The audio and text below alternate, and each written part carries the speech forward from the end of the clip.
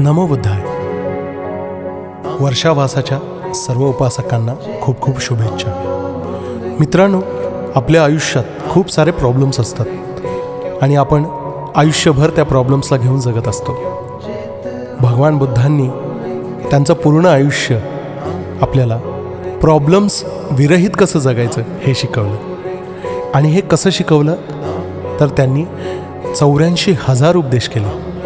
आणि ते उपदेश म्हणजेच आज पाली भाषेतली सुत्त. मुळात सुत्त म्हणजेच सूत्र. सूत्र म्हणजे फॉर्म्युला.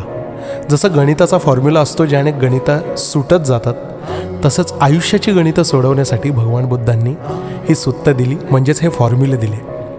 बरं, हे फॉर्म्युले आपल्याला जर माहीत असतील तर आयुष्य नक्कीच सोपं होतं.